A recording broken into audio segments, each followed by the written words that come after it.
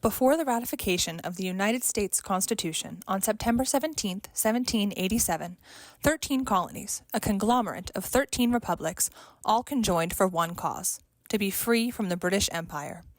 These republics had their own currencies, ideas, and policy, but most importantly, sovereignty.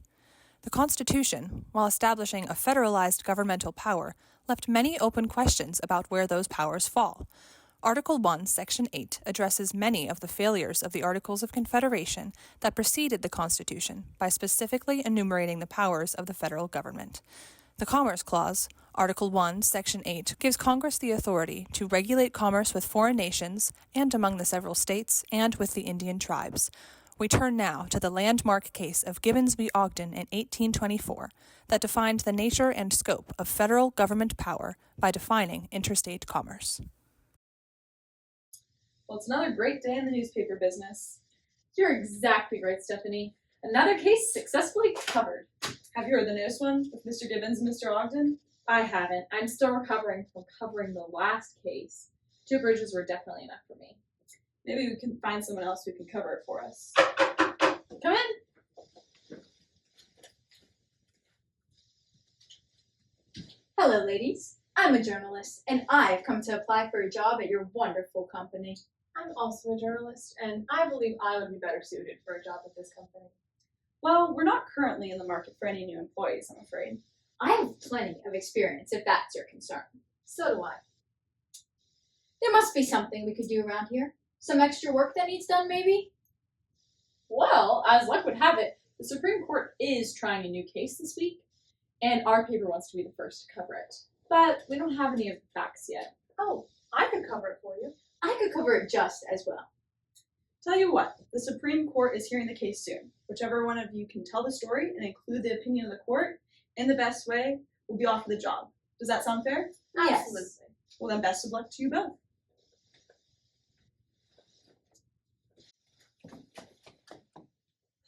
Well, now all we have to do is wait for their finished reports. What if the reports are terrible? Don't ruin it, Stephanie. All right, everyone, let's get started. We have Mr. Gibbons and Mr. Ogden. What's the issue? It looks like we're dealing with boats here. Boats. Steamboats, specifically. Steamboats. Okay, so what's the history? We need to start at the beginning. Well, Robert Livingston was the Chancellor of New York and had a 30-year monopoly from the New York legislature for steamboat navigation. No, not the monopoly you're thinking of. A monopoly here means Livingston had full control, so nobody else could use steamboats where he did. And Livingston built the steamboat too. No, that was Robert Fulton. He got funds from him to build the boat. Livingston gave them to him, hence their partnership. Livingston and Fulton. Okay, so were there any other boats there? Well, Van Ingen had a ferrying service on the Hudson River, but he didn't have a license. What happened to him? Livingston and Fulton filed an injunction against him. An injunction? An injunction is a legal document. It basically says you're not allowed to do this, but legally. After that, there wasn't too much trouble until 12 years later. What happened 12 years later? Gibbons versus Ogden. Oh, okay. Right. Let's keep looking through the facts here and see what we can find. Can anyone find what first happened between Mr. Gibbons and Mr. Ogden? On it. Okay, team. What do we know about Gibbons and Ogden's relationship? They definitely did not like each other. Meaning? Well, Ogden was brought in to give legal advice to Gibbons' wife. Well, that's not too bad. Advice on how to divorce him. Oh, I see. Ogden's had Gibbons arrested on fraud charges for a bank note, too. The tea? It's What? the tea. Okay, as proof of all this personal drama is, what was the issue with their business relationship? Well, they started out as partners. Ogden had a license from the state of New York through Robert Fulton and Robert Livingston. He operated steamboats there. Okay, so Ogden had a license from New York. Where does Gibbons come in? Well, the partnership was fine for about 3 years until Gibbons got his own license. He got one from New York too? No, from the federal government. And that would cause a problem because it's a different kind of license? At this point, yes. Gibbons broke the agreement by getting the license and thought his was stronger because it was from the federal government, not New York. And Ogden didn't react well to that? No. He got an injunction. An injunction? That you can't do that document we talked about earlier. Which would involve a court, but which one? The New York Court of Chancery handles injunctions. Great. Let's start there. We don't have a lot of time to beat this other record. Is there anything else we should know before we leave? Gibbons challenged Ogden to a duel. Maybe just keep that one in your back pocket. Any luck, anyone? No. Not yet. Who knew there'd be so many injunctions in a place? It's court. Just keep looking. All right, everyone. So all we have to do is find the You. You're too late. We already know about the injunction. And have you found it yet? Found it! Yes. Great job. Copy down what you can. We can use that as an exclusive in our report. This says that they also took the case to the Court of Errors. Gibbons was trying to sue Ogden because of his federal license, but he lost here, so he tried again in that court. So, what now? Hey, what's that over there? Oh, what? I'm not seeing anything. Okay, well, maybe you're not looking hard enough. Uh-oh. Well played. We have to go. So we know that the case came here, and Gibbons lost again. But why was it qualified to be heard by the Supreme Court? I think it had something to do with the licenses. Right. Gibbons obviously thought his license was more powerful, but why? I think I might have gotten something here. What is it? Well, there's a part of the Constitution that talks about commerce and how it's regulated. Where is that? It looks like Article 1, Section 8. Regulating commerce. So the boats were moving through the harbor, but why would that be important? I think I might be able to answer that. Look, if Gibbons' boat was traveling through the harbor, he had to have gone this way. He's traveling through New York, but he has to go through New Jersey to finish his road. Well, according to this, Congress has the right to regulate interstate commerce, not commerce within a state. That's it! Gibbons was traveling through 2 states, making it an interstate commerce issue. Gibbons must have thought that his federal license had rights above Ogden's state license, so he could go through both states. He was trying to prove that a state's law couldn't override a federal law. So we need to know what the Supreme Court thinks about all of this to find out who's right. When is the hearing? Ha! We made it! Congratulations. We were just leaving. We've got a show to catch. Show? What's that supposed to mean? I'm not sure, but maybe they left something behind to tell us where they're going.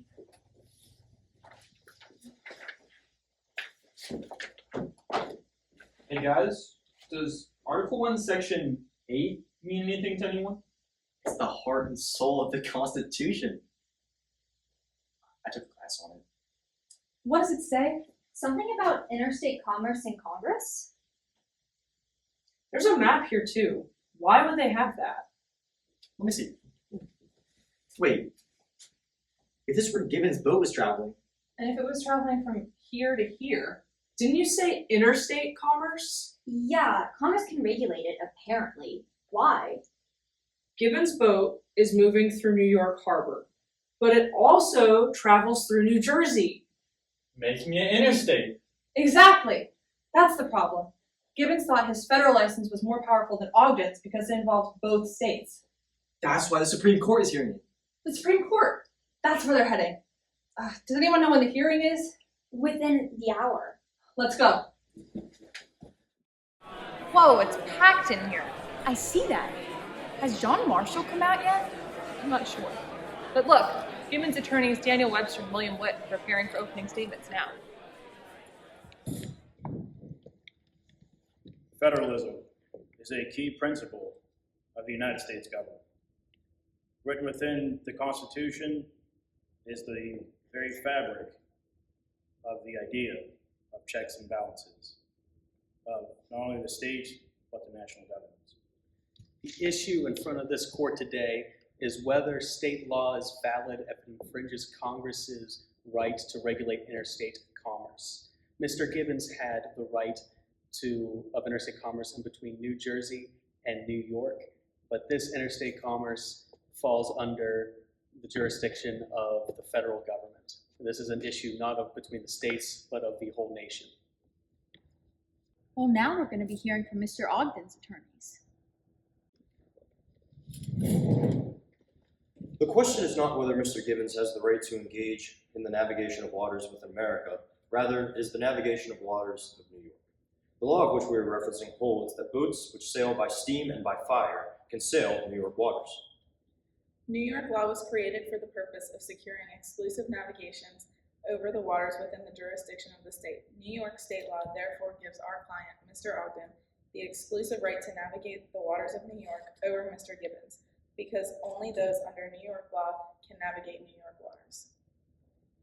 Now let's hear the defense from Mr. Gibbons.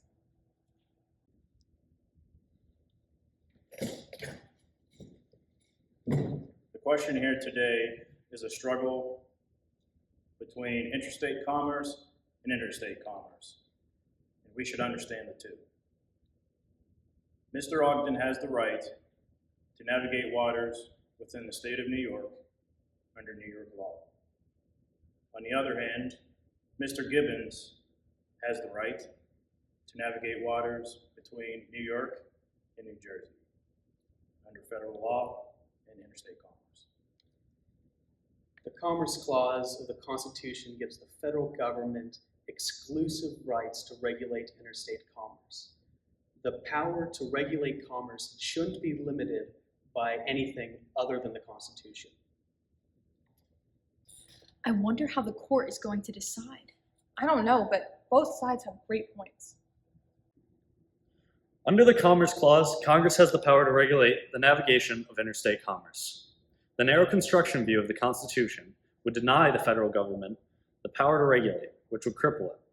Therefore, Congress has been authorized to carry out powers within the Constitution that are considered necessary and proper. The power to regulate commerce in this sense, navigation, does not stop at the external boundary of states. Under the Supremacy Clause, state law is overruled by federal law in regard to regulating commerce. I concur with Justice Marshall. The interpretation we are putting forward today is the first of its kind to frame the Commerce Clause in this way. In addition to this new interpretation, I find it crucial that the national government have sole power over regulating interstate commerce.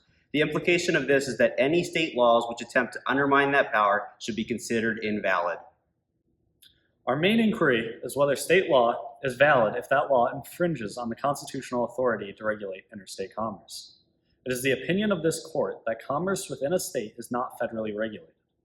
But the steamboats were traveling between New Jersey and New York, which is regulated by commerce. Therefore, Mr. Gibbons has the right to interstate commerce and is not subject to the New York law. Congratulations on the win, Mr. Gibbons. Thank you, sir. I'll have you know, sir, that though the court ruled your way, I firmly believe that the New York court's rulings should have held. I completely understand you're upset, sir. However, the Supreme Court has decided, and that's what's best for the nation. Good day. Good day. Tough scene. Yeah, it's not a good day for Ogden, is it? Nope. It was a good show, though.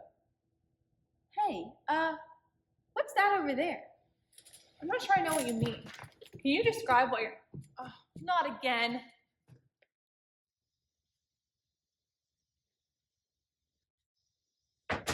Oh. Well, hello, ladies. What have you got for us? A whole lot of drama. That's for sure. The people are gonna eat this stuff up. Well, then tell us what happened. Well, it all started when Mr. Aaron Ogden gave advice to Mr. Thomas Gibbons' wife on how to divorce him. That would make an enemy out of someone, if I do say so myself. I suppose it's understandable that she wanted to divorce him, though, because Gibbons was also arrested on fraud charges for a bank note. And Gibbons was so mad that she challenged Ellen to a duel, but he refused, causing tensions to be even higher between the two. Can we get back to the case, please? Oh, yeah, right. Well, there was also more than just personal tension between the two. There was business tension. It has something to do with the laws of regulating commerce and navigating waters, but that's where it gets a bit murky for me. I don't fully understand the rest. Allow me. The business issue between the two was that Mr. Ogden was licensed by the New York State via Robert Fulton and Robert Livingston to operate steamboats. And supposedly, New York law gave him executive rights to operate in New York waters. But Mr. Gibbons, on the other hand, was licensed by the federal government to operate his steamboats.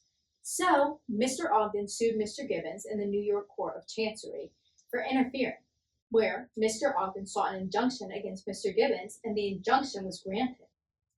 The case then went to the New York Court of Errors, where Gibbons again lost to Ogden.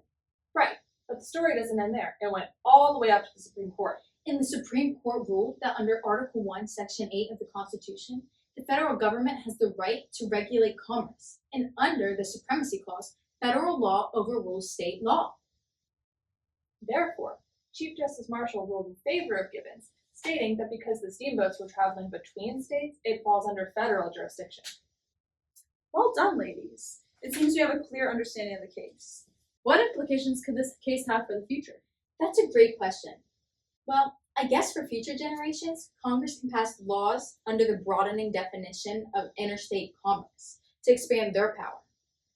Well, I guess the same idea could apply for the Supremacy Clause. And who knows? Maybe one day there will be a faster way of reporting rather than just newspaper. Something like a network involving commerce to expand the definition of what commerce is. A sort of web that spans worldwide. Really? The implications of this case are endless, but I'm excited to see what the future holds. Very well done, ladies. You have earned your place here at the firm. I agree. Will you accept a job in telling the stories, and will you accept a job in gathering information? I actually think we work pretty well together. I agree. Maybe we should start our own newspaper. I love that idea. What if we call it something like the Wall Street Times? Perfect. Thank you for your offer, but we respectfully decline. Good day. We're going to need a sponsor to get started. Do you have any ideas? Well, there's this interesting group that I've heard of called the Stover Scholars. Maybe we should look them up. We should do that. Now let's get to work. The news isn't going to report itself.